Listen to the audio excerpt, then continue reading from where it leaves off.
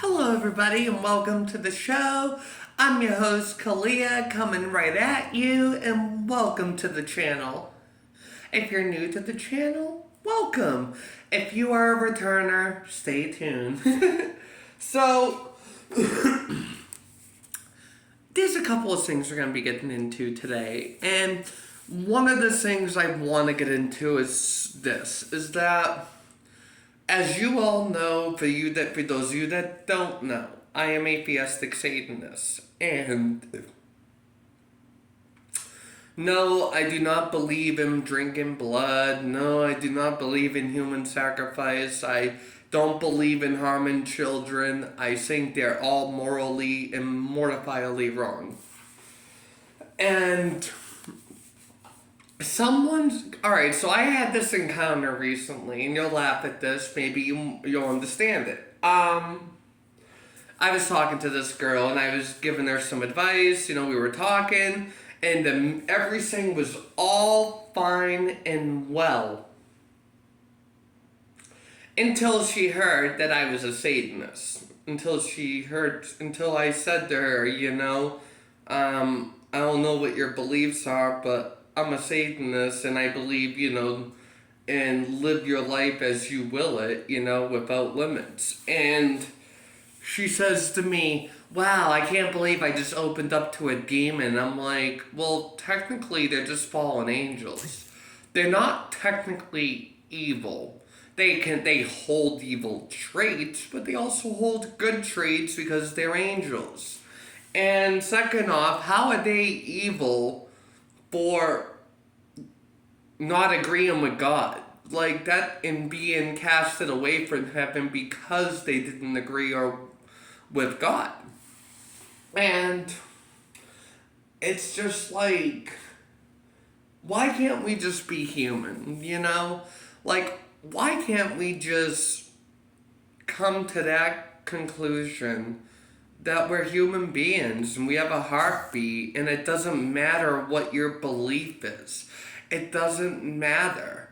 Like, listen, do you think I wake up every day and go, geez, who am I what Christians around today am I gonna sacrifice? Like, no, I don't do that. I have a lot of Christians that give me shit because of my belief, and they'll say I'm an evil person, and I'm a terrible person, and I'm all these terrible things, but it's like, what are you?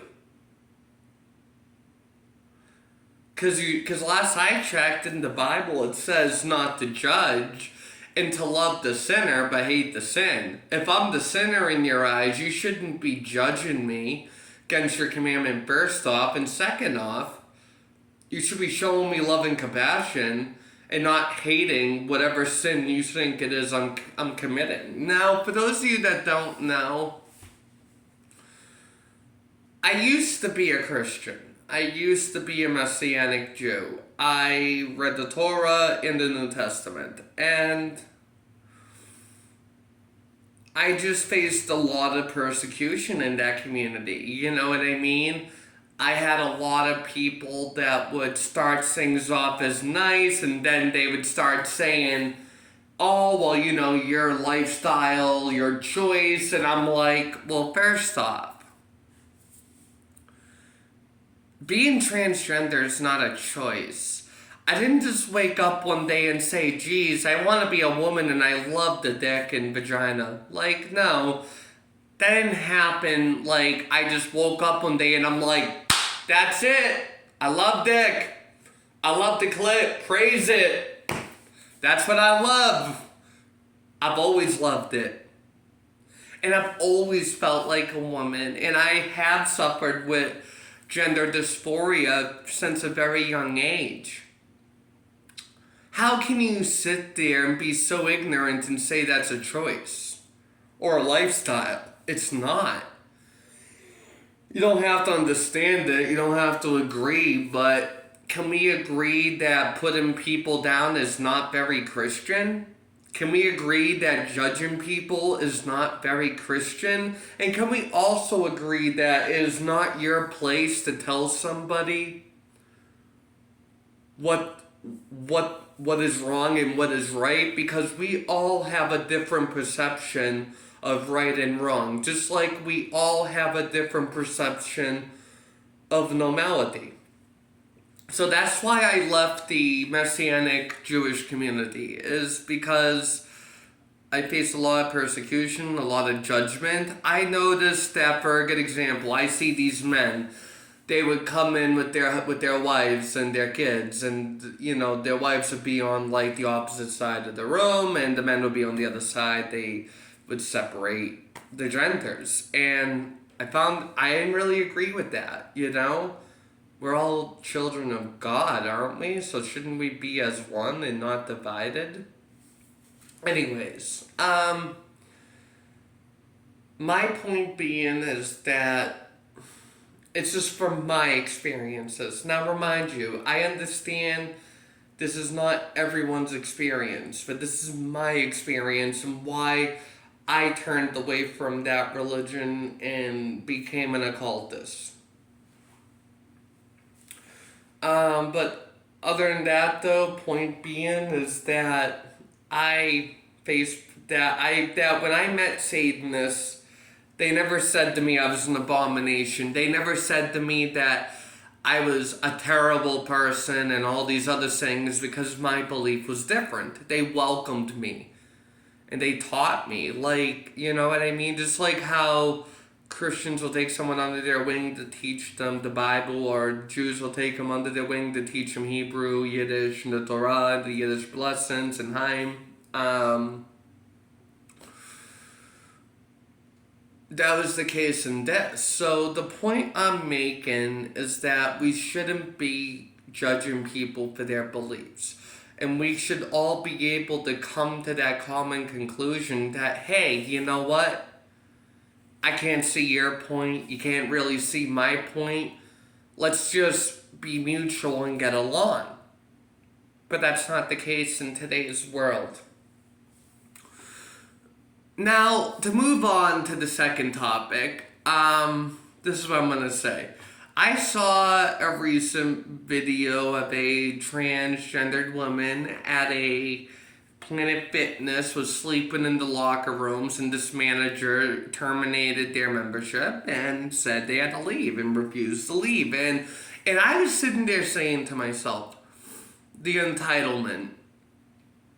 This is exactly why I separate myself from the trans community. Is because it has gone insane. The entitlement is ridiculous.